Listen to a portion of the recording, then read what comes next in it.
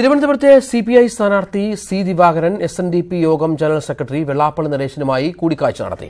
കണിച്ചുകുളങ്ങരയിൽ വെള്ളാപ്പള്ളിയുടെ വീട്ടിൽ വെച്ചായിരുന്നു കൂടിക്കാഴ്ച.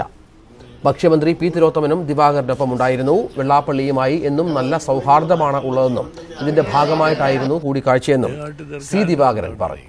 തെരഞ്ഞെടുപ്പല്ലാതെ ഇവിടെ വരാറുണ്ട്, ഞാൻ കാണാറുണ്ട്, സംസാരിക്കാറുണ്ട്. അങ്ങനെ തെരഞ്ഞെടുപ്പിൻ്റെ കാര്യമായിട്ട് ഇവിടെ വന്ന് തിലോത്തമനെ കാണണമെന്നുണ്ടായിരുന്നു. തിലോത്തമനെ കണ്ടിട്ട് പോണ വഴിക്ക് അദ്ദേഹം കൂടെ കണ്ടുപോകുന്നു, അത്രേ ഉള്ളൂ. സി ദിവാകരനുമായുള്ള കൂടിക്കാഴ്ച സൗഹാർദ്ദപരമായിരുന്നുവെന്നും ദിവാകരന്റെ വിജയം ഉറപ്പാണെന്നും വെള്ളാപ്പള്ളി പ്രതികരിച്ചു. വ്യക്തിപരമായി ഞങ്ങൾ തമ്മിൽ വളരെ നാളത്തെ ബന്ധവും അടുപ്പവും സൗഹൃദവും ഉണ്ട്.